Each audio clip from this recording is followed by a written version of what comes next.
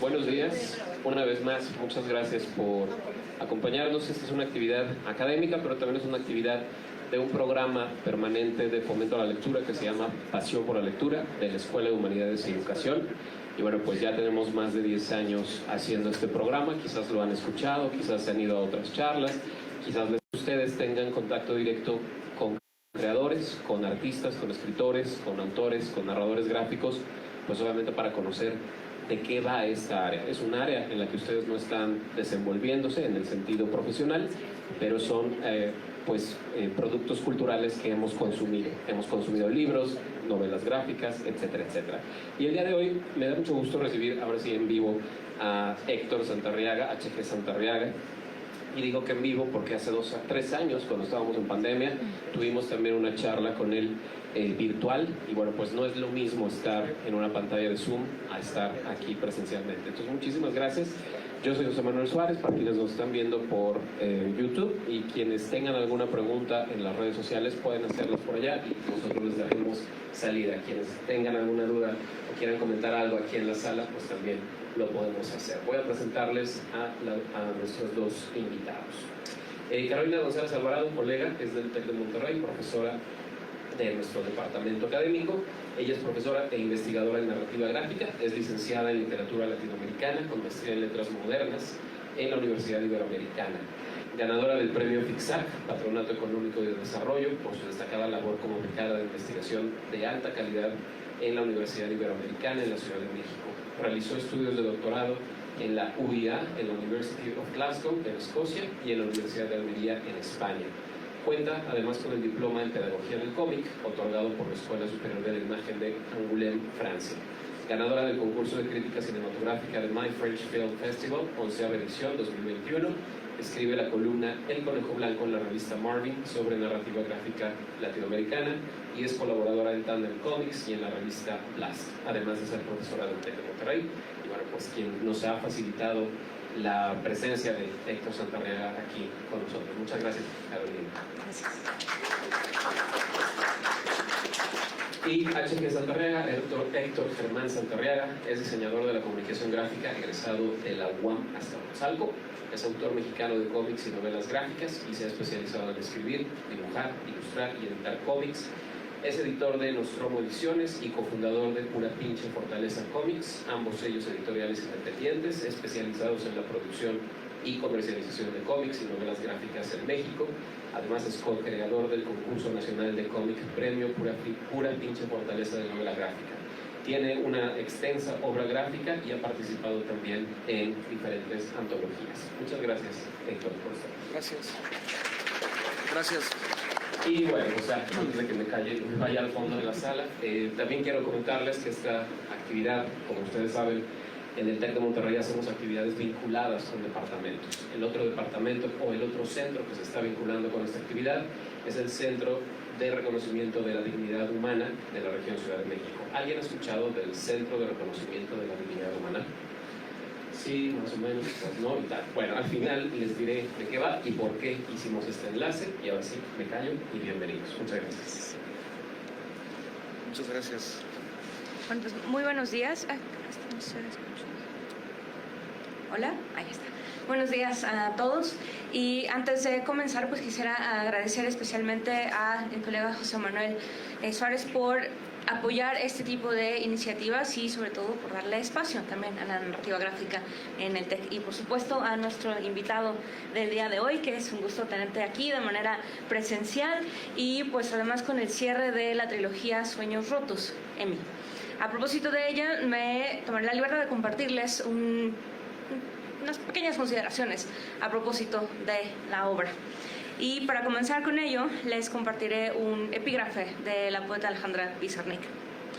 Estaba abrazada al suelo, diciendo un nombre. Creí que me había muerto y que la muerte era un decir, un nombre sin cesar.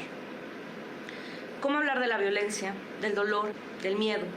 ¿Existe un lenguaje que permita narrar lo atroz? Ante lo inevitable, ante el absurdo, ante la crueldad, pareciera que el silencio se impone, con tal poderío que la capacidad expresiva de la palabra se cancela. El cuestionamiento entonces se hace presente. ¿Es posible hablar de aquello que se escapa a la palabra, que invade la existencia de tal forma que la posibilidad misma del habla se anula? Frente a todo aquello que se resiste a ser nombrado a través de la palabra, es necesario, casi urgente, crear un lenguaje que permita asir una realidad que tiene la voluntad para ir más allá que la ficción. Esa realidad que posee una dinámica propia y una fuerza superior más audaz y terrible que cualquier otra que pueda inventarse. Esa realidad que no permite que la razón la explique, dirigida quizá por una potencia de capacidad inigualable. Esa que rompe cualquier sueño, que quiebra la existencia misma, es a la que H.G. Santarriaga apela en Sueños Rotos, Emi. Esta novela gráfica, publicada por Pura Pinche Fortaleza Comics, concluye la trilogía Sueños Rotos, cuyas previas entregas, Sofía y Julia, constituyen un ciclo, una historia con 3 senderos que finalmente encuentran su punto de confluencia en esta última entrega. Dando continuidad a sus predecesoras, Emi es el nombre propio de un personaje central en la narración. Sin embargo, a diferencia de las anteriores, cuyas protagonistas eran mujeres jóvenes, Emi es un niño pequeño, cuya historia está narrada desde el punto de vista de su padre, Juan Carlos, un personaje presente de manera periférica en las entregas anteriores, que en esta ocasión le ofrecerá al lector un punto de vista, una lente, desde la cual observar, sin la escéptica distancia de un narrador omnisciente, el horror al que se enfrenta un infante en una situación de abuso. Emi enfrenta al lector con una realidad que frecuentemente es acallada, ya sea por vergüenza o culpa, que corresponde al abuso de menores de edad. Sin concesión alguna, H.G. Santarriaga muestra la nula agencia que tiene un niño frente a la violencia que ejerce sobre él una figura de poder. Por medio de 2 personajes monstruosos por su fidelidad a la realidad, se expone todo aquello a lo que está sometido un niño en una condición de vulnerabilidad. Por medio de un trazo firme y contundente, H.G. Santarriaga confronta al lector con una realidad terrible y repugnante. Asimismo, la paleta de colores utilizada por el lector establece puentes entre las 3 obras, exponiendo así una relación tanto estética como temática, en la cual la violencia, el miedo y la opresión forman parte de un problema común, la prostitución y la trata de personas. A través de la mirada de Juan Carlos, la historia de Emi se entreteje con la biografía de Sofía y Julia para configurar una narración cuyo poder de sugerencia desdibuja la noción de estar únicamente leyendo un libro. El artista, sin embargo, no cae en la llana exposición de los acontecimientos. Por el contrario, apela a la evocación para referirse a los actos atroces. En particular, cuando se narran las escenas más brutales, el autor desarticula la acción en pequeños paneles y las acciones son presentadas como si fuesen vistas a través de un cristal roto. Ante un acto cuya crueldad anula la capacidad de enunciación de las palabras, son las imágenes las que funcionan como un arma para agrietar la realidad, cuya dureza solo puede quebrarse por medio del lenguaje simbólico. En comparación con obras anteriores, Emi posee un tipo de dibujo más duro, por momentos incluso arrebatado, que simboliza la angustia, asco e impotencia a las que se enfrenta el narrador, quien atestigua el maltrato al que su hijo es sometido. Por medio de la distorsión de la imagen y alejándose de un esbozo hiperrealista, el autor construye imágenes cuyo poder está en la evocación y en el uso preciso de palabras enunciadas por los personajes. En ese sentido, Emi es una coda, la pieza final de una obra que creó un lenguaje propio para exponer una realidad que con frecuencia es silenciada. La trilogía Sueños Rotos exterioriza aquello que se resiste a ser visto para otorgarle una voz, un nombre propio, una historia particular a todos aquellos cuya existencia ha quedado escondida bajo una cifra, encubierta por una estadística. A través de sus narraciones visuales, el autor muestra que en ocasiones se necesita de la ficción para entender la realidad y cómo el artificio no es total, pues inevitablemente la ficción tendrá un referente con lo real, y a su modo, esta también es una forma de verdad. Wow. Muchas gracias. No sé si lo puedo prender. ¿Se escucha? Sí.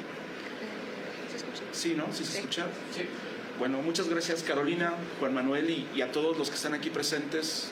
Al TEC les agradezco este espacio para venir a hablar de mi obra, un trabajo bien duro, que bueno, ya platicaremos a detalle al ratito. No sé, Bien. ¿por dónde quieres que Pues, le demos a esto? Un poco a manera de introducción, si puedes compartirnos precisamente cuál fue el proceso para la creación de Emi, que si, como habíamos mencionado, pues es ya la coda, la entrega final de la trilogía Sueños Rotos. La primera fue Sofía, segunda Julia y Emi concluye. ¿Cuál fue el proceso para hablar de un tema que, si bien todas hablan temas duros, esta en particular es especialmente terrible, por Sí. decirlo de manera tanto amables. Ok, bueno, pues el proyecto está, así como las historias están entrelazadas en la obra, yo desde un inicio, hace, no sé, 2012, 2013, yo de repente me topaba con historias sobre la trata, sobre la explotación, me topaba con reportajes y leía cosas horrendas, ¿no? En algunos portales, en algunos sitios, en periódicos, y eso es algo que a mí particularmente me impactaba mucho, ¿no? Era algo que sí me causaba una molestia tremenda,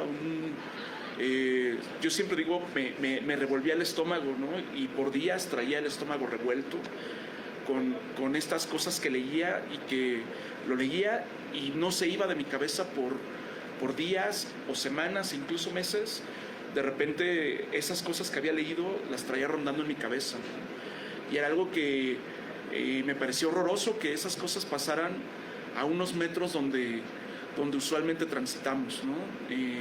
Hablando de las chicas que son colocadas en las calles, ¿no? para ofrecer servicios sexuales, y que por esas calles uno pasa, ¿no? Todos los días y pues ahí las ves, ¿no? Y habrá quien las vea con morbo, habrá quienes con indignación, pero bueno, ahí están y se vuelven parte del fondo, ¿no? Del escenario que ahí está puesto. Sin embargo, cuando lees esas historias y te das cuenta que muchas de esas personas están ahí en contra de su voluntad, pues es algo que a mí me movía mucho, ¿no? Y en algún momento yo, en aquellos años 2012, 2013, yo decía, bueno, estaría bien esto, evidenciarlo más, porque pues yo me topo con esto, pues porque yo estoy ahí metido en estar leyendo, en estar investigando, en estar conociendo. Me gusta mucho conocer cosas, incluso cosas terribles. Me gusta estar informado, ¿no? Por así decirlo. Y a mí me sorprende que personas que convivían conmigo en ese momento, en el día a día, en mi época Godín, que los tenía ahí sentados al lado, que ni enterados, ¿no? Viviendo su vida de cantos y bailes en su cabeza, ¿no? Y yo decía, bueno, ¿cómo es que no se choquean como me choqueo yo, ¿no? ¿Y qué puedo hacer yo? ¿Cómo puedo contribuir a esto, ¿no? A amortiguarlo, ¿no? No sé cómo podría eliminarlo porque es algo tremendo, no veo cómo eliminarlo, pero ¿qué puedo hacer yo para contribuir a eso, a que no suceda o a que no suceda con tanta impunidad? Y pues en ese sentido pues empecé a pensar, bueno, yo no puedo correr y tomar una chica y salvarla, ¿no? Sí hay gente que hace eso, sí hay grupos que se encargan de hacer eso, no es tan así, pero bueno, pues yo no me sentía capaz de hacer algo como eso. Sin embargo, si bien yo estaba haciendo algunas historias cortas, historias de ciencia ficción, mi carrera giraba un poco en ese momento en torno a historias cortas, historias de terror, historias de ciencia ficción. Y pues uno trae el sueño de hacer cómics, ¿no? Algo bien chido, bien bonito. Y yo decía, bueno, y si de alguna forma pudiéramos narrar estas historias y ponerlas allá a la vista de todos, tal vez pudiéramos llegarle a otro tipo de personas que no están leyendo estos reportajes, estas historias que aparecen en periódicos, en portales, pues de noticias, de opiniones, de todo esto, ¿no? Entonces, pues mi idea era esa, ¿no? Vamos a contar algo que tenga que ver con eso para visibilizarlo, ¿no? Yo bien valiente, yo sin saber de qué se trataba. O sea, obviamente uno se indigna y dice, eso está muy mal. Pero pues sigues, a pesar de que lo estás leyendo, lo sigues viendo desde afuera. Y bueno, yo decía, bueno, yo necesito construir algo y que cause un impacto en el que lo vaya a leer, que pudiera tocar a esa persona de alguna forma, y que esto que yo estoy sintiendo, que esto en el estómago, esta sensación de repulsión, de coraje, ¿no? De enojo, yo quiero eso transmitírselo a los demás. O sea, yo no me lo puedo quedar nada más, y vamos a esparcirlo, y que aquellos que vean esto que voy a hacer, cuando pasen por esos lugares, así como a mí me pasó, ya no vean a esas chicas como parte del escenario nada más, ¿no? Que si bien a lo mejor tampoco van a correr a rescatarlas, si bien puedo hacer cambiar su forma de pensar, ¿no? De pensar en que ahí hay seres humanos que están en condiciones de esclavitud. Entonces, bueno, si bien el contexto de las chicas en la calle fue lo que detonó esto, yo decía, bueno, ¿qué puedo hacer yo para todavía tocar más al lector, ¿no? Y entonces, bueno, yo he conocido a muchas personas a lo largo de mi vida que sí, recurrentemente van con prostitutas, ¿no? Acuden a sus servicios. Algunos, no, pues que la escort, ¿no? Que ya les dicen de otra forma, pero al final, pues sí están metidos en esto, pues de manera, y ellos pueden decir, no, pues yo soy muy respetuoso, contrato el servicio, le doy una buena propina y se acabó, ¿no? Y muy contentos con ello, ¿no? Yo no estoy en contra de la prostitución ni pretendo que eso va a desaparecer, pero lo que sí no me parece correcto es cuando se hace en contra de la voluntad de las chicas, ¿no? Eso sí me parece algo muy, muy, muy fuerte. Y bueno, pues yo decía, bueno, ¿cómo puedo hacer que alguien quien cree que no está haciendo daño y que está alimentando esa máquina de explotación, de tratar mal de esa forma a otros seres humanos, bueno, ¿cómo puedo contribuir? ¿Cómo puedo llegarle, ¿no? Y en algún momento pensé en el personaje Juan Carlos, justamente, ¿no? Que iba a ser un personaje que iba a estar orbitando y que al final la historia de Emi era mi primera idea, ¿no? Antes que Sofía y Julia, la idea de Emi era llevar a un personaje, a un hombre que contrata los servicios de estas chicas y que al final, sin darse cuenta, él por un lado está alimentando esa máquina, esa maquinaria que explota, que trata mal a las personas, y por el otro lado yo lo veía como un círculo. Por este lado le está metiendo billetes, por este lado le está llevando, alimentando eso, y por el otro el mismo círculo se lo va a regresar, ¿no? Se lo va a regresar cuando toca a uno de sus hijos, ¿no? A su hijo. Entonces esa era mi idea principal, ¿no? Hacer que el protagonista fuera un hombre al cual le pasa esto, ¿no? ¿Por qué un hombre? Bueno, porque yo decía, pues la mayoría de los lectores de cómic, sobre todo los que me leían a mí en la ciencia ficción, en el terror, yo en un principio visibilizaba más a hombres, ¿no? Y decía, claro, pues se lo doy a hombres y pues les va a doler más el que les dé una historia donde a ellos van a ser, a pesar de que son las chicas las que viven esta situación, les voy a hacer pensar en esto, ¿no? Empecé a desarrollar ese proyecto ya con mayor estructura por ahí del 2015, pero ya fue hasta el 2016 cuando empecé a trabajar. La idea era que fuera un solo libro, y cuando empiezo a estudiar, a investigar, a entrevistar personas, me doy cuenta que pues era un proyecto más grande de lo que pensaba, y pensé en hacer una trilogía y que esta historia que a mí me parecía la más fuerte, la historia que desde un inicio yo quería contar, fuera la que cerrara la obra, ¿no? Presentando primero a las chicas, a Sofía, a Julia, y que con Emi pues se cerrara ese ciclo, ¿no? Se cerrara y diera por completo la vuelta el mensaje que quería transmitir, ¿no? Y pues bueno, así se dio ese proceso, ¿no? Investigué mucho con las primeras, siempre supe que iba a terminar con Emi. El nombre de los personajes fue cambiando durante el proceso, pero yo sabía que iba a cerrar la trilogía con Emi, y que para ello tenía que narrar todo lo demás, y que tenía que situar a ciertos personajes a lo largo de la obra de manera incidental para que al final fuera más contundente, ¿no? Y bueno, al hacer la trilogía, la idea era que cada historia funcionara independiente. Tú puedes empezar por Julia, o por Sofía, o por Emi, y es una historia completa que no necesita las demás, ¿no? Sin embargo, pues si hay se hace una historia mayor cuando lees las tres, ¿no?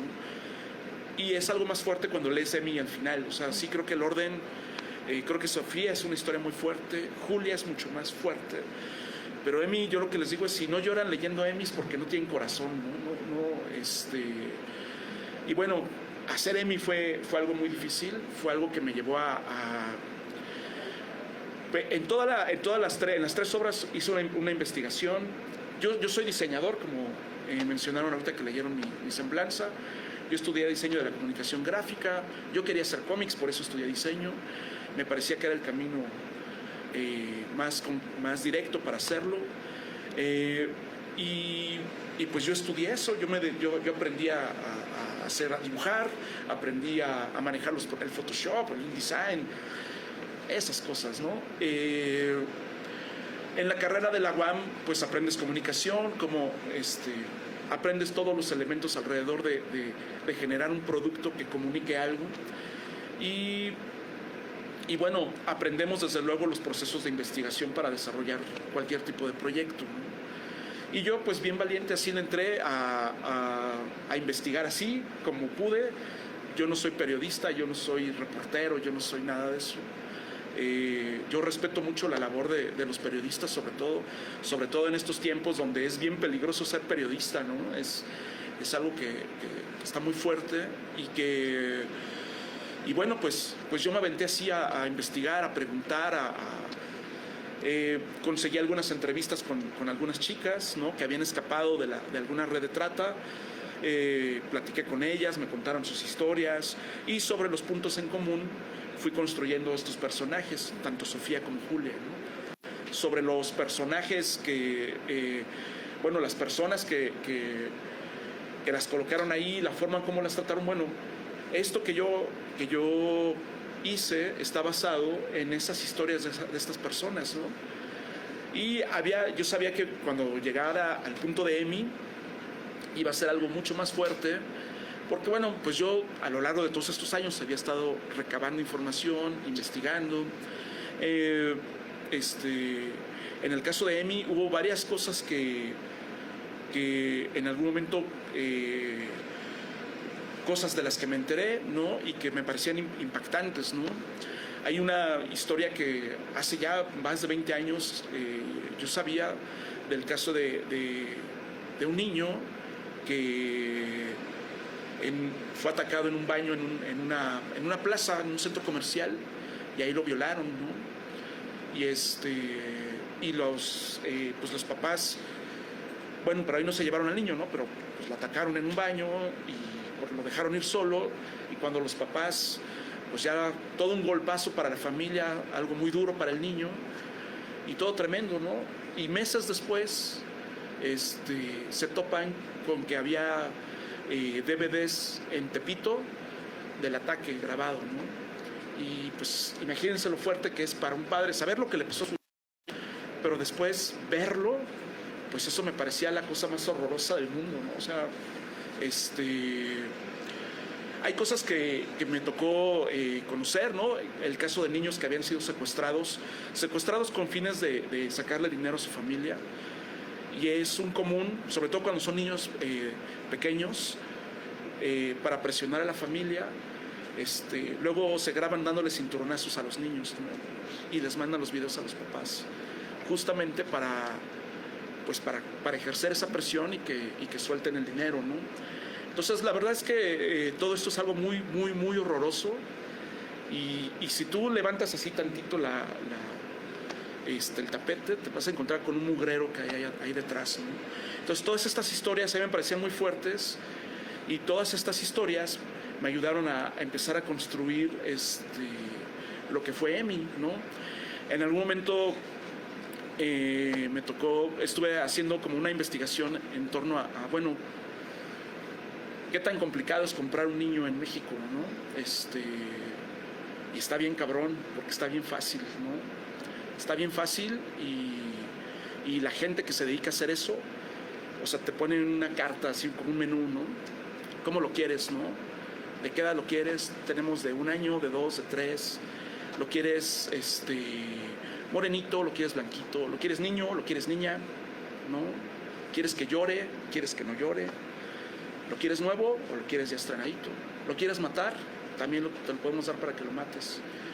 Y todo eso tiene precio. Así, es un menú horroroso, que de acuerdo a lo que el comprador quiera, puede pagar por eso. y está bien fácil la forma en cómo actúan estas redes, ¿no?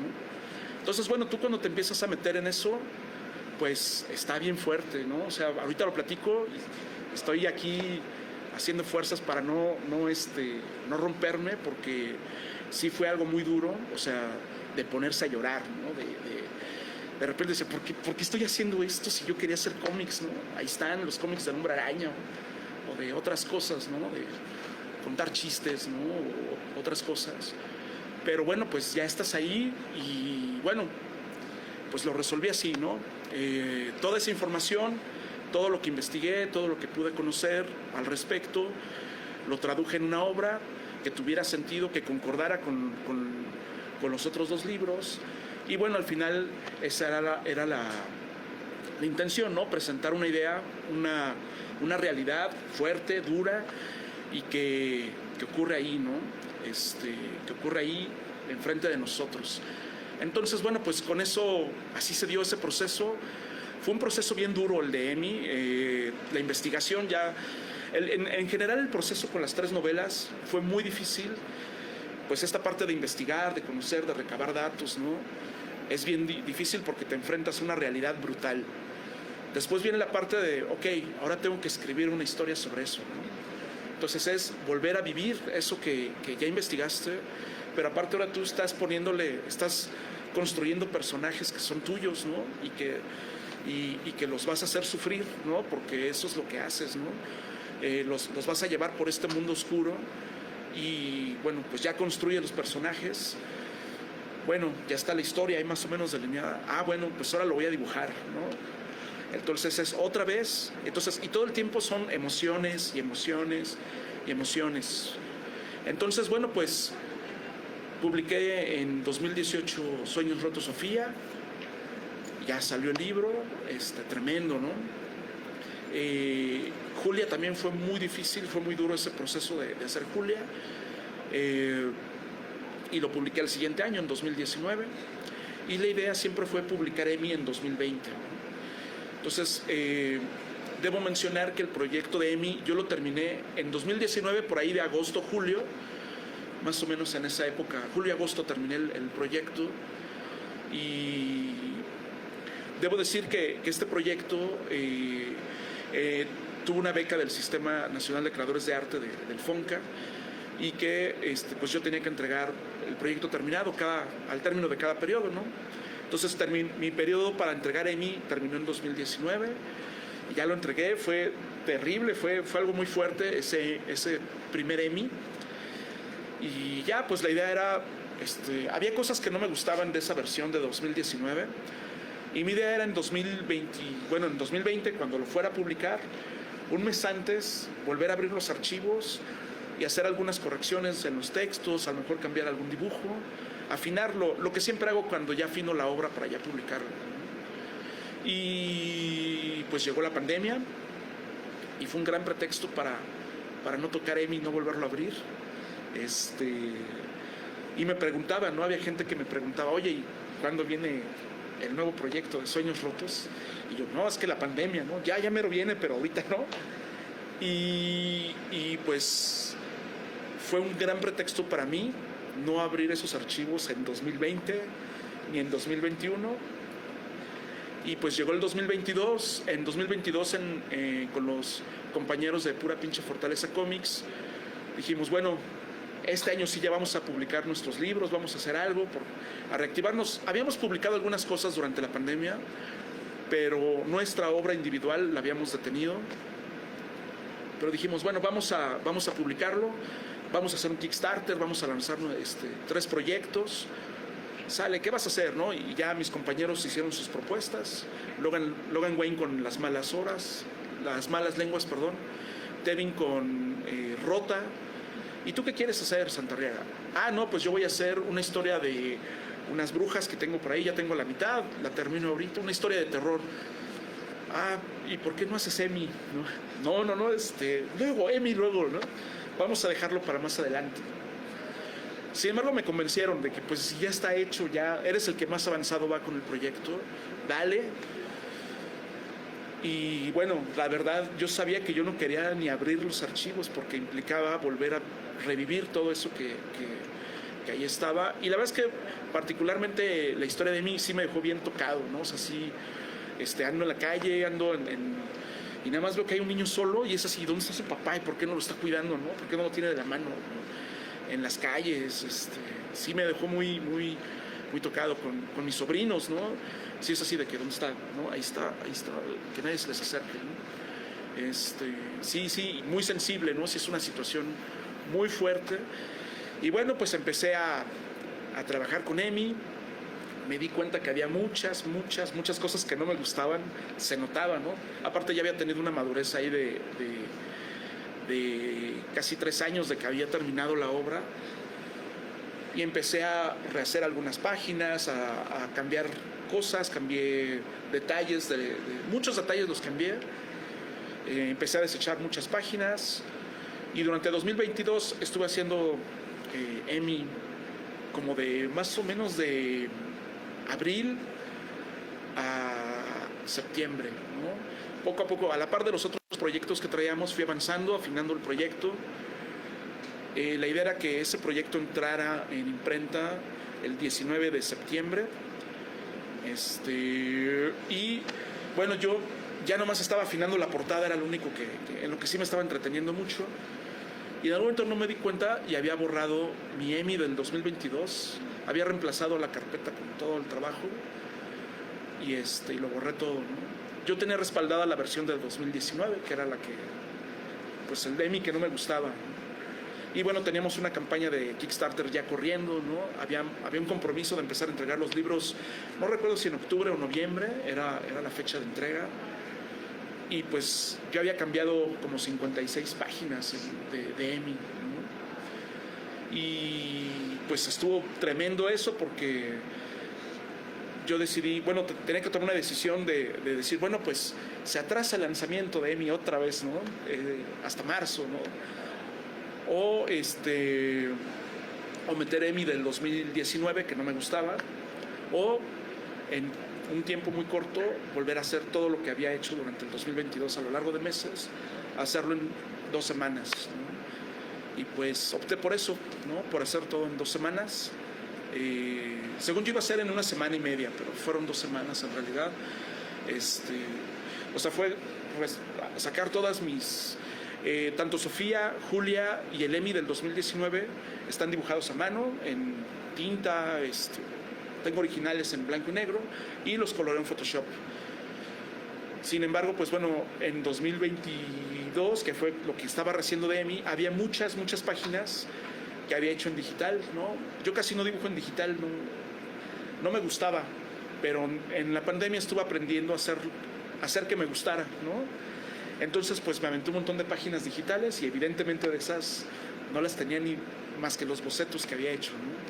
Entonces tenía unas cuantas páginas de lo que había que rehacer, unas cuantas páginas dibujadas en papel, toda la historia aquí en mi cabeza de cómo tenía que ser, pero pues ya. Y con eso me puse a trabajar, a rehacerlo, y pues sí fueron 2 semanas intensas de párate a las 5 de la mañana, acuéstate a las 3 de la mañana, así 2 semanas para poder tener el libro listo. Es más fácil porque ya hacer la misma cosa una segunda vez es más rápido, ¿no? Porque ya más o menos ya son pasos como muy concretos de eso que el primer paso lo diste dudando y como sin saber, pues ya el segundo ya sabes que es así. Y pues así llegué con esta espiral de emociones. En el Inter se me murió mi perro y bueno, fue tremendo, ¿no? O sea, todavía no terminaba Emi, ya tenía que estar sepultando allá el perro, ¿no? Fuertísimo, ¿no? Ya al final logré tener el proyecto. Me siento más ligero, ¿no? Siento que era algo que ya tenía que hacer y que soltar, y que la obra viva, y ahora le toca a la obra correr, llegar con los lectores y compartirles esto que yo sentí, que lo sientan los lectores, que crezca la indignación, que crezca el enojo. Y pues ya, así fue, ese fue el proceso de Emi. Es un proceso bien accidentado. Si bien ahorita estos temas tan fuertes, a veces digo, ¿por qué? ¿Cómo se me ocurrió hacer esto? No, pudiendo estar haciendo ciencia ficción o eso que me gusta tanto, bueno, pues no me arrepiento de eso, estoy muy contento con el trabajo. O sea, si es algo que no podido hacer, si ahorita me dices, aviéntate otro proyecto así, lo pensaría mucho, ¿no? Necesito un respiro. Particularmente que en el caso, cuando terminé Julia, me acuerdo que estaba saturado de cosas. Y algo que hice en el Inter, terminando Julia, hice una novela gráfica que se llama Bajo la piel de la bruja, que es de terror. Y que, cómo lo disfruté, ¿no? Porque fue como agarrar oxígeno, porque es un tema que me gusta mucho y no me ahoga, ¿no? Entonces, bueno, pues la parte que a mí me causa eso es que no sé cómo lidiar con esas cosas que conoces, a las que te enfrentas. Y, o sea, yo no sé cómo lo hacen los reporteros, ¿no? O sea, cómo se enteran de tantas cosas, viven tantas cosas, o sea, y cómo llegan a su casa a cenar, ¿no? Cómo llegan a la Navidad sin tener todo esa nube negra ahí alrededor de ellos, de lo que les toca, ¿no? Sí, los admiro mucho, y bueno, pues yo estoy aprendiendo a hacerlo, ¿no? Y muy contento con el resultado. Y bueno, ese es el camino de Emi, el camino de Sueños Rotos, que finalmente está completo. Estoy muy contento con el resultado. Los lectores en general están bien contentos. O sea, todo el mundo ya me dijo que ya chilló lo que tenía que chillar. Y está padre, ¿no? Me gusta que es una obra que no es para todos, pero los que somos, los que lo leyeron, estamos bien firmes con esto. Y pues yo le agradezco mucho pues a los lectores solidarios, ¿no? Que se rifan y que han estado aquí, y que pues a lo largo de el recorrido de esta obra ha sido bien interesante. La gente a la que ha llegado es impresionante y estoy muy contento con eso, con el resultado. Pero bueno, pues es un camino durísimo al que jamás en mi vida me hubiera imaginado tener que estar lidiando con estas cosas en mi cabeza, en mi corazón, en todo esto, pudiendo estar haciendo superhéroes o algo más ameno, ¿no? Pues muchas gracias, Héctor, por todo este proceso que nos has compartido.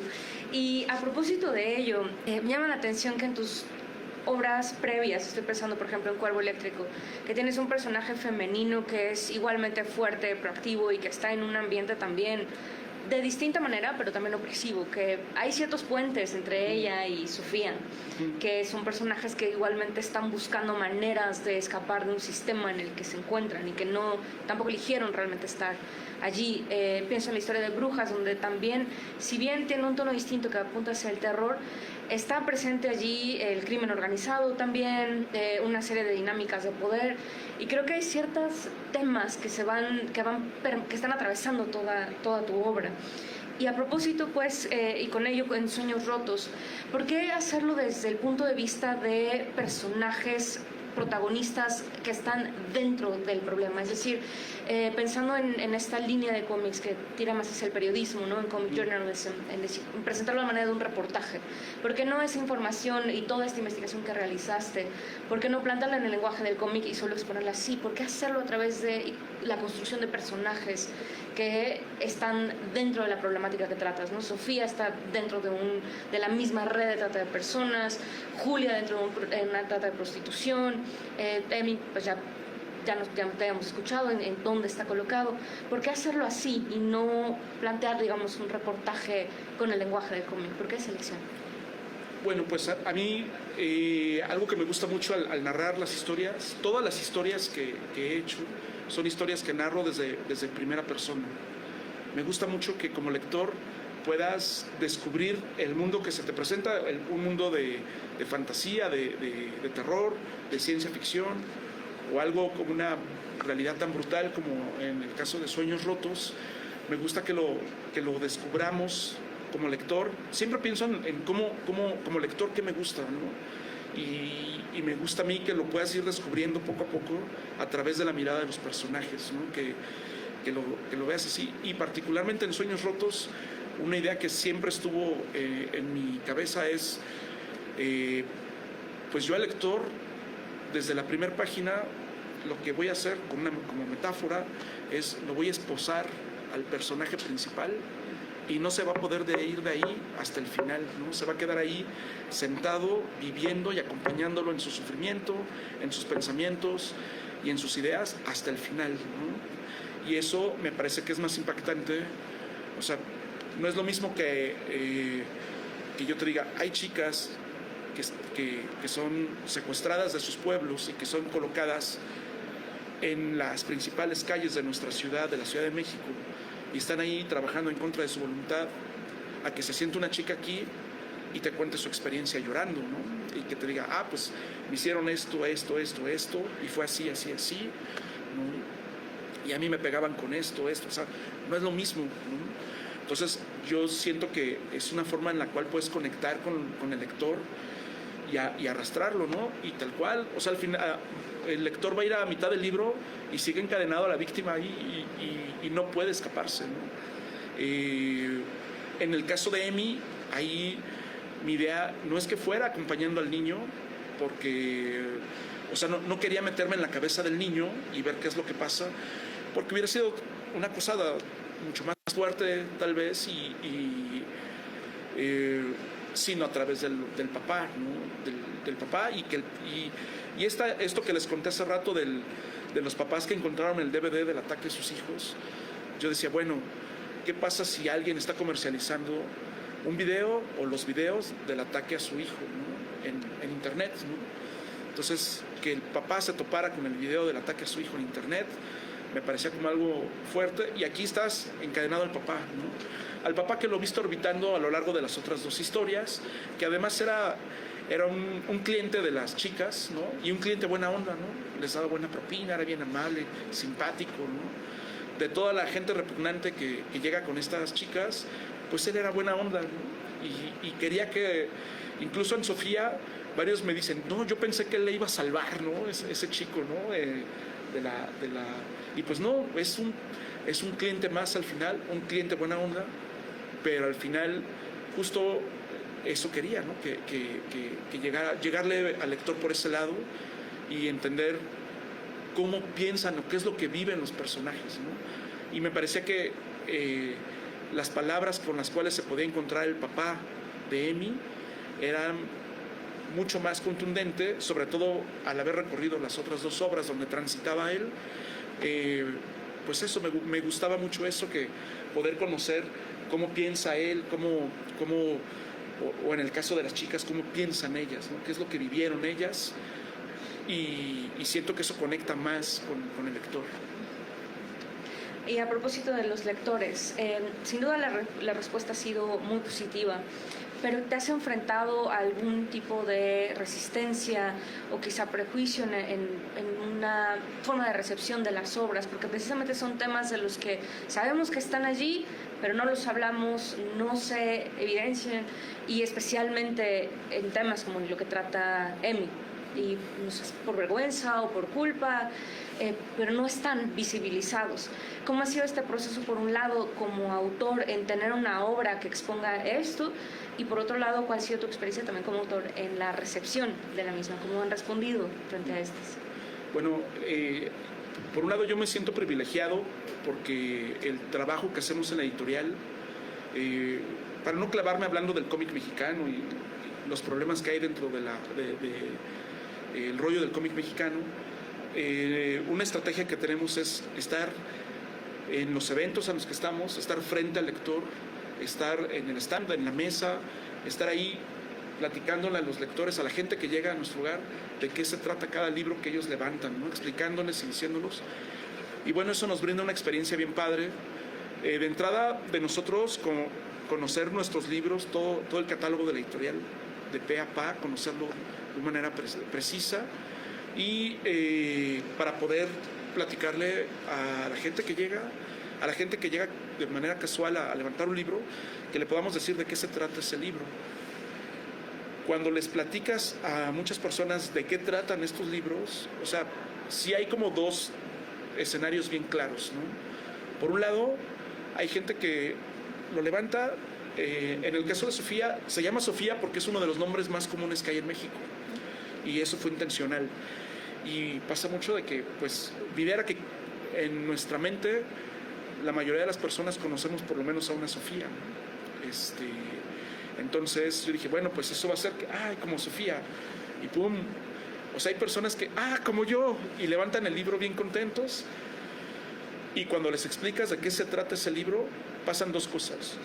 O lo regresan así como con cara así de no mames, no quiero saber de qué no me interesa, si hay un rechazo, y así como que lo van bajando así, y hay personas que empiezan a abrazarlo, ¿no? O sea, no hay puntos medios, ¿no? O sea, y es muy respetable el que lo rechaza, el que no quiera saber de eso en su vida, el que crea que el cómic es solo para entretenerse y que esto no los va a entretener, pues sí, no puede ser que no te entretenga, ¿no? Y hay personas que terminan abrazándolo, ¿no? Pero los ves así como hasta se encogen y ¿cuánto cuesta? ¿No? Tanto, sale y se lo llevan, ¿no? Y incluso la cantidad de Sofías que me han comprado Sofía, como yo, y ya les platicas y es así, y entran en un dilema de, pues esto Sofía le fue bien mal, ¿no? Y muchos, pues sí, se lo llevan aún así, sí, dámelo, no importa. Y bueno, pues se generan esas dos cosas, ¿no? Cuando presenté Sofía al principio, había muchas chicas que me decían, ¿y tú por qué estás hablando de esto? Y yo, porque quiero. No, pero es que tú eres hombre y pues de esto quiero hablar, ¿no? No, pero ¿por qué?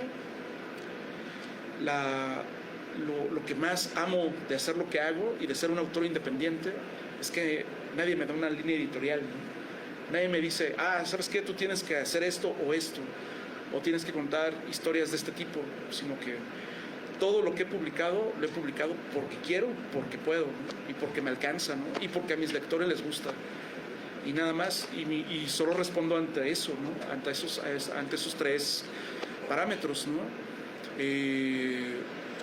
Y ha habido gente muy enojada, chicas, sobre todo en un principio me decían, pero es que ¿por qué? Alguna vez me topé con unas chicas en un evento que aparte traían sus chamarras biker, ¿no? No me acuerdo cómo se llama su grupo, pero es un grupo de bikers, puras chicas que hacen rodadas por todo el país. ¿Y tú por qué? No, y están bien enojadas, ¿no? Y ya cuando le expliqué, pues ya, dame uno. Sale. Y estaba bien cabrón porque ya que lo leyeron, Sofía en ese caso, oye, me gustó, yo pertenezco a un grupo de bikers que hacemos rodadas por el país, así, ¿no? Mira, en el grupo somos 20 y tantas, ¿no? Pero véndame 30. Pues claro que sí, ¿no? ¿Por qué? Y se encargaron de mover Sofía y Julia. Al final me compraron, yo creo si ellas eran como 20 y tantas, me han de haber comprado 50 de unos y 50 de otros, porque aparte nos movían entre sus conocidas, ¿no? Y bastante bien, y buena onda. Para Emi no han regresado, supongo que en algún momento lo harán, pero muy bien, o sea, realmente ya que leyeron la obra, pues ha estado padre, ¿no? Sí lo reciben muy bien. En el caso de Julia, hubo por ahí un par de comentarios, incluso de compañeras que hacen cómics, de, oye, ¿por qué es una chica que está así? Y que es esta portada, ¿no? Que está en un tubo, ¿no? Está Julia. ¿Y por qué? ¿Y por qué se ve así? Y yo, bueno, pues es que es la imagen que pensé que debía ser. Y están muy indignadas, pero obviamente no habían leído la obra, ¿no? Al final, quien lee la obra, pues decidirá si está bien o mal, ¿no? No tengo ahí. Al final uno pone la obra y la obra vive, y habrá gente que se enoje, que no le guste, gente que le encante, pero pues ya eso ya no está en mi control. Al final, haciendo yo un balance de la gente que lo ha leído, no ha habido alguien que me diga que no le guste o que lo vea mal, ¿no? Entonces, pues estoy muy contento con el resultado. Me ha permitido acercarme a otro tipo de lectores, como con las morras bikers, ¿no? Está bien padre. Y bien, pues está bien padre. Es algo que disfruto mucho de ser un autor independiente, ¿no? Que nadie me está presionando para saber qué decir o qué no decir. Y pues cada palabra que está en la obra pues son mis palabras, y si han tenido corrección han sido pues por la corrección de estilo que le hacemos, ¿no? De, ay, mira, aquí, cámbiala aquí, o le falta esto, o esta frase la puedes decir de esta otra forma, ¿no? Cuando me han ayudado tanto Logan como Jazmín, que son quienes me han ayudado a hacer esto, pues me hacen unas observaciones sobre lo mismo, ¿no? Entonces eso está padre, y ha tenido esta respuesta positiva y ambiguo el sentimiento que se causa sobre todo en los lectores nuevos, ¿no? Está bien padre que ya a quien sí le gustó, quien vienen y regresan. Estuvimos la semana pasada, ayer todavía terminó el evento, cuando estamos en una feria y la gente llega y vengo por el más nuevo, vengo por el último, ya quiero saber en qué acaba. Sale, no vendo Kleenex, no, aquí no vendemos pañuelos, pero dale, ¿no? Y ya al ratito me escribieron, ¿no? Lo que les provocó, ¿no? Y está padre, la verdad estoy contento con eso que causa. Y bueno, los que lo bajan así como espantados cuando les dices de qué trata y que es algo que no quieren conocer, pues es muy respetable, ¿no? Ni los juzgo ni nada, pues al final pues hay una amplia variedad de títulos, no solo en nuestro stand o en nuestra mesa, sino en el mundo editorial, donde pueden encontrar cosas que les gustan. Muchas gracias, Héctor. Pues si estamos de acuerdo, podemos pasar a las preguntas con el público y con los que nos están siguiendo a través de redes.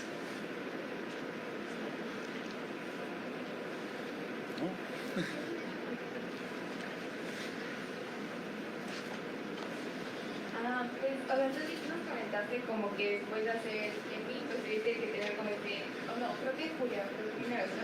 Que tuviste que tomar un descanso por tantas emociones. O sea, en el caso de tus lectores, te han comentado de qué manera logran, no sé si la palabra sea desahogarse, sino más bien cómo canalizar una vez que ya saben como tanta información, como realidades, como que una vez que abren los ojos, como qué hacen con ellos. Pues hasta ahora nadie me ha dado una respuesta o me ha comentado algo así de que no, pues a partir de ahorita tal cosa. Realmente no he tenido una retroalimentación en ese sentido. Yo me quedo hasta donde me comentan la obra, ¿no? Y pues bueno, al final si logro cambiar a una persona, la percepción de una persona, ya todo este esfuerzo, o sea, todo esto que he venido arrastrando todos estos años, ya valió la pena, ¿no? Si logramos hacer que, en el caso de Emi, que un papá, una mamá, agarre mejor a su niño, ¿no? O esté más al tiro, ¿no? De no dejarlos sueltos en la calle, en lugares públicos, pues ya logramos algo, ¿no? Tengo el caso de un lector, justamente hace como un mes me escribió. A lo largo de muchos años lo he conocido, y él, antes de la pandemia, me presentó a su esposa, ¿no? Y ahorita pues ya traía a su niño, ¿no? Mira, pues mi hijo, que no sé qué, y vengo por Emi.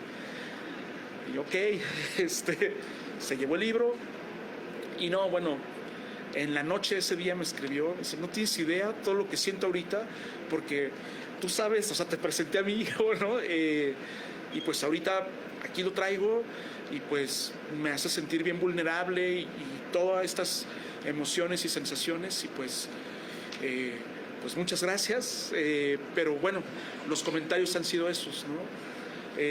O sea, nadie me ha dicho, ¿sabes qué? Vamos a modificar ahora esto, otro.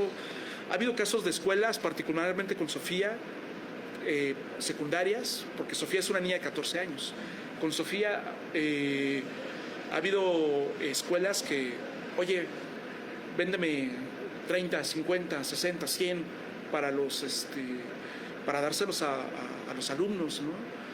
Y pues eso hago, o sea, pues se los vendo, y ya yo creo que eso es positivo. O me ha tocado papás que dicen, bueno, ¿sabes qué? Me llevo el mío y me llevo uno más para mi sobrina, para fulanita, ¿no? Y está padre porque al final, a veces, en el caso de Sofía, hay cosas que a lo mejor como papá o como tío te cuesta trabajo hablar con tu sobrino, con tu hijo.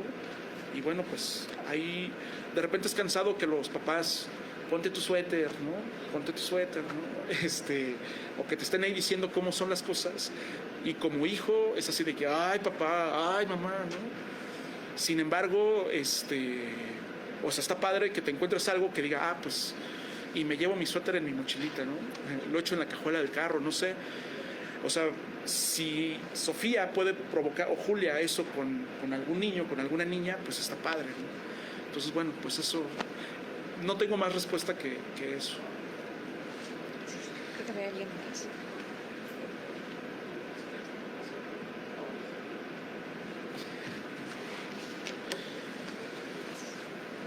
Bueno, pues obviamente posterior a una investigación sobre un tema tan fuerte, pues las personas tienden a informarse mucho del tema. Y bueno, mi pregunta es cómo es que tras toda esta investigación ha cambiado tu perspectiva sobre todo lo que podría denominarse la sexualidad o la industria del sexo. Por ejemplo, pues la pornografía es algo que está como muy normalizado y algo que pues muchas personas tienden a consumir. Entonces, ¿cómo es que toda esta investigación, ver toda esta perspectiva desde el otro lado de la moneda, ha cambiado la manera en la que tú mismo pues visualizas todo lo que podría ser pues el mundo de la sexualidad? Pues es algo bien fuerte porque justamente tú te puedes topar con por un lado, con lo que te decía de las chicas, ¿no? Que, o sea, yo conozco gente que, por ejemplo, les gustaba pasar en las noches en Sullivan y mironear a las chavas, ¿no? Y jaja, jiji, no consumían, nomás les gustaba ahí morbosear a las chavas, ¿no? Y bueno, ahora yo después de ver esto, particularmente lo de los morros, sí me parece algo bien fuerte cuando te estás topando todo el tiempo con pequeñas cosas que dices, en internet, ¿no? Ni siquiera buscando porno, ¿eh?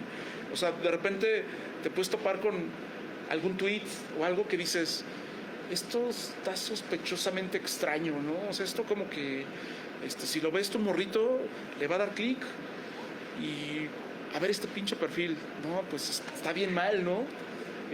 A mí sí me ha puesto como en alerta, ¿no? En desconfiar de todo el tiempo y pues bueno, yo trato de transitar por la vida de la mejor manera, pero sí, o sea, algo que siento es todo el tiempo, pues, o sea, la industria del sexo es algo que está muy cabrón. La industria del sexo, desde el porno hasta, no sé, los juguetes sexuales, todo esto, si bien en lo general es algo que debería exhortar la libertad, el placer, ¿no? Hay partes que evocan a ciertas, pues las filias, ¿no? Cuando empieza a haber ahí cosas extrañas, pero sobre todo que me parece que empiezas a ver como las cosas que están a un pasito de decir, no manches, o sea, esto está cabrón, ¿no? Pues te puedes topar desde las morras que se visten de bolitas, ¿no? O sea, todo este rollo, pues, si bien es un juego, pues hay quien no se lo toma como un juego, ¿no? Y bueno, ahí vienen un montón de cosas tremendas con las que uno tiene que estar, pues, lidiando, ¿no? O malabareando ahí. No te sé decir, o sea, para mí es claro que me puso en guardia todo el tiempo, ¿no? Y es así de, ¿no? Pero pues yo creo que al final uno tiene que hacer esa reflexión. Yo cuando hablo en el caso de Julia, cuando hablamos por ejemplo, de los bares, de los table, conozco muchos cuates que acostumbraban ir a los table y nomás iban a tomar. No, pues yo nomás voy y me tomo una cerveza, yo no hago nada, y yo ni me meto con las chavas, ni nada. oye, güey, pero ahí tienen a las chavas, ¿no? Y aunque tú estás pagando por tu cerveza o tu cubeta de cervezas, ¿no? No sé, pues al final estás alimentando esa industria, ¿no? Y de repente les cuesta trabajo cachar que en todo está conectado y que en todo hay consecuencias, ¿no? Entonces, a lo mejor tú puedes ser una persona bien decente, bien que jamás harías daño, jamás, pero de repente estás en un table consumiendo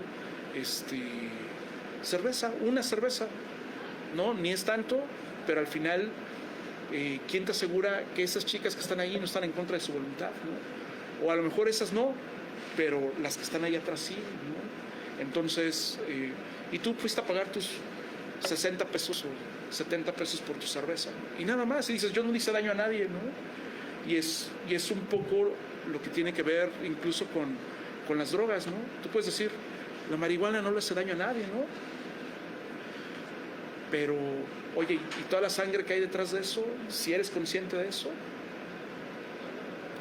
Entonces, pues a mí me ha hecho reflexionar en torno a eso. Y pues en el caso del porno, bueno, ahí está el porno, está muy al alcance de todos. ¿Qué vas a hacer con eso? El porno en particular, pues sí hay varios instrumentos ahí, justamente instrumentos de poder, que tienen implantando ideales de sometimiento y que bueno, o sea, yo no soy ni moralista ni nada de eso, pero sí creo que vale la pena como estudiantes hacer un análisis, una reflexión en torno a lo que estamos ahí viendo y tratar de ver más allá de lo que nos están poniendo enfrente, ¿no? ¿Qué es lo que hay atrás y qué se mueve detrás que no estamos alcanzando a ver? Ya, hablo mucho, güey. No, está bien, está muy bien, gracias. ¿Alguien más? ¿Alguien más? A ver. Oye, bueno, quizás esta es una pregunta incómoda, pero bueno, hablando de un tema tan fuerte como esta novela, ¿en algún momento de la investigación o ya después de la publicación te sentiste como vulnerable? O, no sé, de cualquier manera. Sí, o sea, no particularmente yo, de que a mí me fuera a pasar algo así, o sea, en el sentido, te decía, por ejemplo, con mis sobrinos, ¿no? Yo tengo sobrinos chiquitos y de repente yo pienso mucho en cómo era mi infancia y cómo pues yo andaba por la vida, pues yo me salía en la bicicleta y me perdía 3-4 horas ahí con mis amigos jugando, ¿no? Y cómo eso es algo que ahorita es bien difícil que de repente los niños, bueno, de que lo pueden hacer, ¿no? Pero el riesgo que hay en la calle es tremendo, ¿no? Tengo una sobrina que le encanta, por ejemplo, Stranger Things, ¿no? Y dices que a mí me gusta mucho cómo en su época andaban en las bicicletas, iban aquí, iban allá, ¿no? Y sí, o sea, como que antes era así. Y yo ahorita no imagino un escenario posible en donde deje que mi sobrina de 10 años se vaya 3 horas en la bicicleta, quién sabe a dónde. O sea, ¿quieres ir? Vamos, ¿no? Vamos, te acompaño, ¿no? ¿Por qué? Porque justamente pues te pone en guardia. De por sí está difícil la situación, pero ya cuando lees tanto y sabes tantas cosas y conoces tantas historias, porque hay un montón de historias reales de gente, de cosas que les han pasado, que pues sí te deja tocado, ¿no? Sí ve cómo estoy. Pero bueno, a nivel, eso a mí, con respecto a mi familia, a mis sobrinas, ¿no? A mis sobrinos, pero particularmente a mí, pues bueno, yo digo, no, o sea, fui muy afortunado de esa vida que me tocó vivir, que estuvo libre de riesgos, en circunstancias bien sanas, ¿no? Con todo y que de repente mis papás sí eran bien distraídos en varias cosas. Yo no sé en estos tiempos qué hubiera pasado conmigo, ¿no? En esas vueltitas que me echaba todas las tardes de que me desaparecía a jugar con los amigos, ¿no? No sé ahora con los niños de ahora si puedan hacer eso y el riesgo en el que están, ¿no? ¿Alguien más? ¿Qué le pasa eso? Gracias. Bueno, mi pregunta va respecto a lo que comentabas del buena onda, Ajá. es lo que se Carlos, de cómo hacemos cliente buena onda, pero al final es que sigue pues, financiando toda esta explotación, todo este abuso. La verdad siento que es un tema que ignoro un poco, el tema de la prostitución. No sé, tú que estás un poco más empapado en eso, si tengas alguna opinión, si la prostitución o el trabajo sexual en algún momento puede ser regulado de forma que pues, la violencia disminuya o que estos casos de trata de personas pues, no se sigan proliferando, o es un tema que pues, la verdad la prostitución debe ser abolida, no hay manera de regularlo. Bueno, en muchos lugares sí es regulado. O sea, yo como decía hace rato, pues al final el hecho de que una persona decida usar su cuerpo para algo y cobrar por ese servicio, pues si bien en muchos lugares es ilegal, al final pues es una decisión que toma y pues bueno, yo lo que me parece que sí no está bien es cuando esa persona es forzada a hacer eso, ¿no? y que los dividendos de esa transacción pues tampoco le favorezcan a esa persona, ¿no? Yo sí creo que, o sea, yo no te puedo decir que se deba hacer o no, o sea, porque al final cada quien es libre de tomar esa decisión, pero sí me parece que las chicas que ejercen esto deben ser protegidas, o sea, es bien difícil, por ejemplo, en el caso de las calles, de que todo el mundo pasa a cobrarles tarifa, o sea, desde la policía hasta sus padrotes, ¿no? Y es, o sea, todo lo que ganan es repartir. Y bueno, pues hay muchas situaciones como toda la violencia que hay detrás. O sea, al final, el que dos personas estén encerradas en un lugar,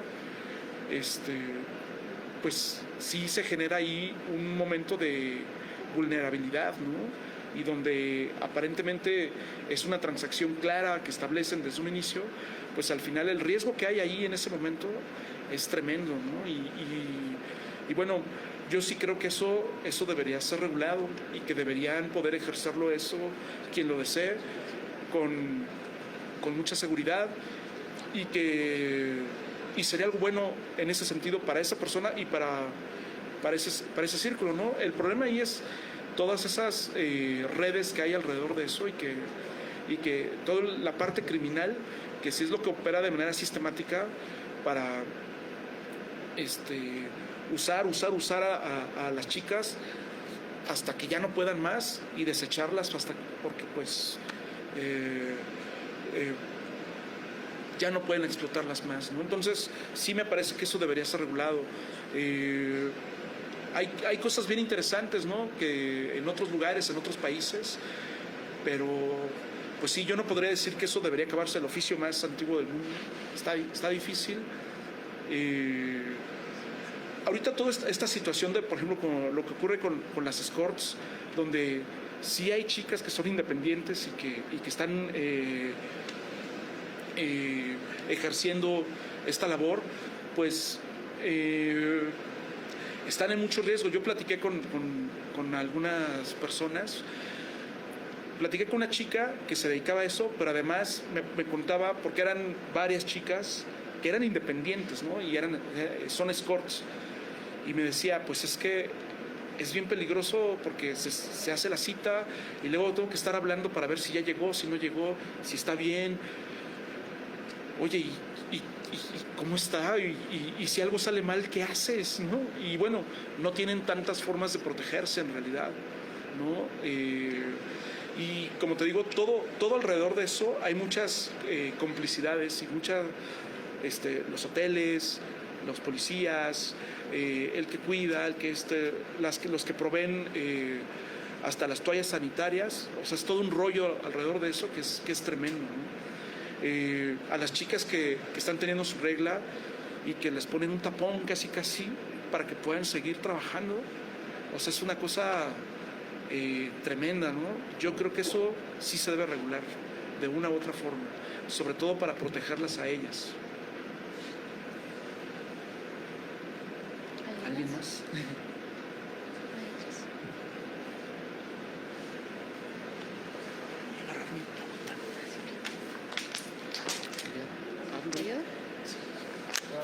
Bueno, ¿cuál consideras o cuál podrías decir que es como el papel o el rol que nosotros como hombres podríamos tomar para hacer parte del cambio que se tiene que llevar? O sea, porque, por ejemplo, obviamente el papel que tenemos nosotros, el papel que tienen, por ejemplo, las mujeres, pues es distinto, porque finalmente como hombres y porque todo el tema del sistema, pues el sistema en el que vivimos, el sistema patriarcal, pues obviamente hay un desbalance de poder y obviamente que si nos vamos por estadísticas, pues los hombres que consumen este tipo de cosas pues son más que las mujeres que consumen este tipo de cosas. Entonces, ¿cuál consideras que al menos nosotros, por ejemplo, que somos estudiantes ahorita, cuál crees que podría ser como el papel que nosotros podríamos tomar o como esas acciones que nosotros podríamos llevar a cabo para hacer algún tipo de cambio? Bueno, yo creo mucho en la parte que es la retribución social, ¿no? El ser responsable con tu entorno, más allá de como hombre, o sea, como estudiante, como universitario, en mi caso, como profesionistas, como gente cuando ya se titulen, cuando salgan al mundo, pues yo sí creo que debe haber ahí una parte importante que tiene que ver con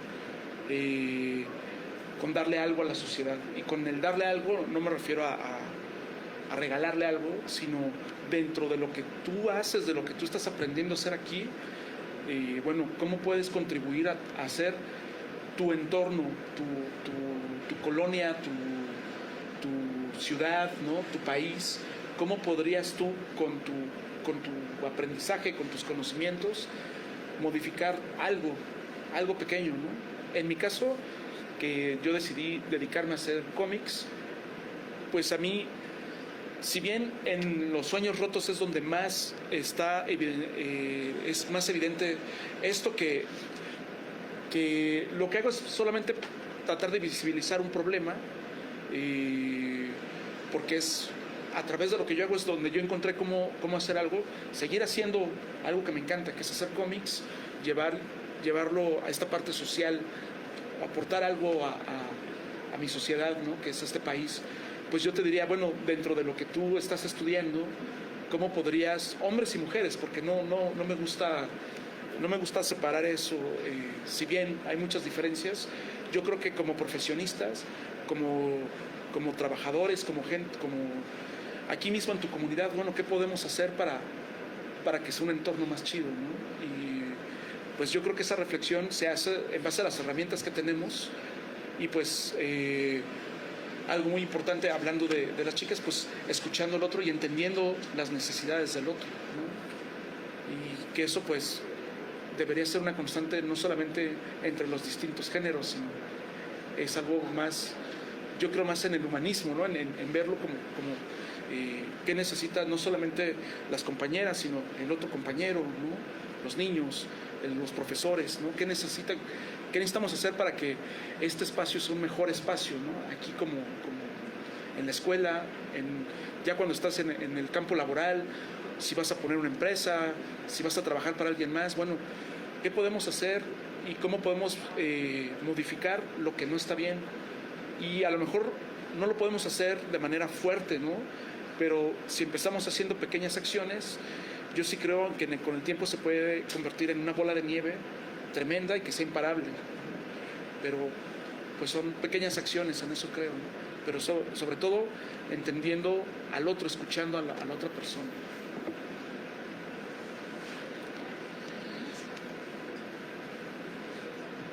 ¿Alguien más tiene alguna pregunta? Y bueno, pues una de las razones de tener esta charla también es empezar a cuestionar, ¿no? O sea, que estén estas preguntas que acaban de hacer, 5 preguntas bastante valiosas, implica también que se queda la idea, o que empieza la idea, o que empieza la duda. No es porque no la hayan tenido antes, pero el tener espacios en los que podamos dialogarlo, preguntarlo, cuestionarlo y llevarnos esa duda, pues es algo que vale la pena rescatar, ¿no? Y no nada más estamos hablando de un cómic, no es un cómic, es una novela gráfica, estamos hablando de la cultura en general, o sea, ¿qué se está permeando en la cultura? Porque hablábamos, Chino mencionabas, ¿no?, de la prostitución, es un tema, pues que es un tema tabú todavía, después de miles y miles y miles de años. ¿Por qué sigue siendo esto? ¿Por qué sigue siendo la mujer quien más vulnerada se ve frente a la prostitución, aunque sabemos que hay prostitución masculina también? ¿Por qué está todo esto? El punto de estas charlas y el punto también de leer Emi o de leer cualquier cosa, cualquier libro, de ver una película, de ir a la ópera, como ustedes fueron a la ópera, es cuestionarnos, y ese es el asunto de la universidad. El papel es cuestionarnos y preguntarnos constantemente. Entonces, muchas gracias por esta charla, muchas gracias por estar aquí. Y bueno, pues si les parece, vamos cerrando la conversación. Adelante. Quizá a manera de conclusión y uniéndome a las consideraciones finales que hacía José Manuel, pues precisamente obras como esta y algo que les compartía en el texto, es que también hablar de estos temas en el lenguaje de la narrativa gráfica es también una forma distinta de poder aproximarnos a ellos y de entenderlos desde un personaje protagonista, desde una voz individual. Finalmente las estadísticas nos dan información, pero una trilogía como esta nos permite ver la problemática desde dentro, y qué mejor que sea desde un autor mexicano independiente en un ámbito del cómic mexicano que está transformándose de manera muy profunda y que podríamos decir que tiene ya una voz propia, un estilo propio, y que pues tenemos el gusto además de haber recibido a uno de los integrantes de esta nueva y muy buena ola del cómic mexicano contemporáneo. Entonces no me resta sino nuevamente agradecer a José Manuel por el apoyo para la realización de este evento, y por supuesto a nuestro invitado por haber asistido, y a ustedes por sus preguntas y grata atención. Muchas gracias a todos, y me parece muy importante esto que mencionaron. Con todas las preguntas, aquí se dice algo, yo contesté algunas cosas, pero al final lo más importante como estudiantes, ustedes tienen un compromiso con su sociedad y con ustedes mismos de desafiar todo lo que se les dice, de no tomarlo como ley. Desafíen lo que les dice el maestro, los maestros, lo que les digo yo, lo que les dice un libro, y busquen las propias respuestas y cambien su entorno para tener un mejor lugar en donde estar. ¿Sale? Muchas gracias y gracias por este espacio. Muchas gracias.